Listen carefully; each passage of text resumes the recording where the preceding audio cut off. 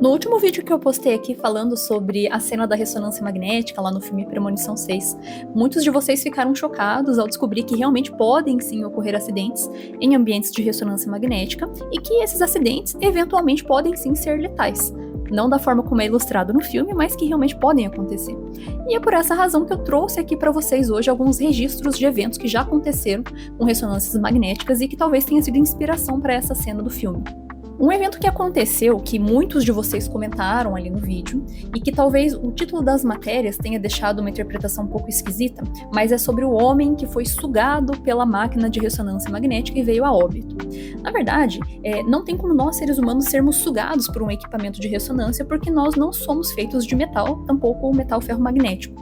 Então a gente não sofre atratividade de campos magnéticos, a menos que você seja o Wolverine e tenha um esqueleto feito de metal. Do contrário, isso não vai acontecer. Agora, voltando à notícia, realmente houve a letalidade, mas não porque o equipamento sugou a pessoa. O que aconteceu?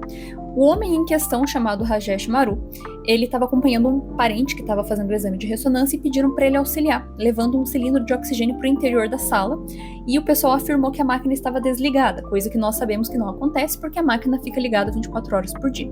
Enfim, o Rajesh entrou na sala, esse cilindro foi fortemente atraído pelo equipamento de ressonância e acabou colidindo contra a máquina, e pela força do impacto, acabou extravasando o oxigênio que tinha no interior do cilindro no rosto da vítima. E então ele acabou sufocando por causa desse oxigênio.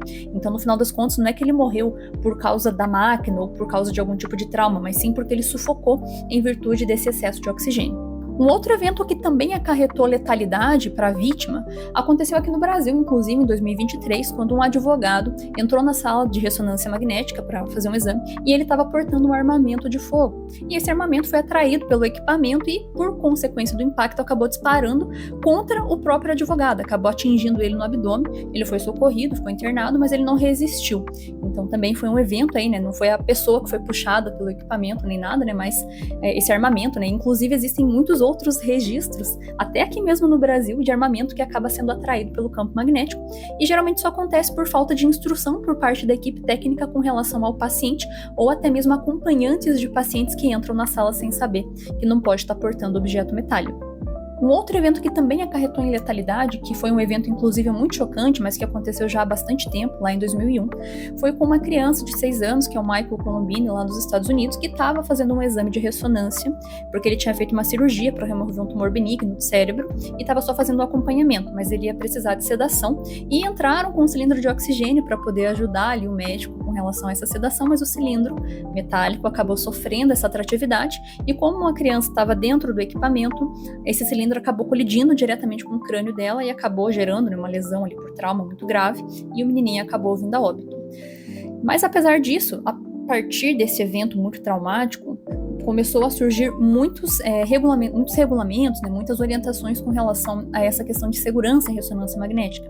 Tanto que, quando a gente observa, a maioria dos acidentes que envolvem ressonância magnética com relação ao campo magnético, eles não costumam ser letais, eles são graves, podem sim resultar ali, né, em esmagamento da pessoa contra o equipamento e contra o objeto que foi atraído, mas geralmente não costumam ser letais. Pode acontecer, como esses que nós vimos, mas eles são realmente bem raros.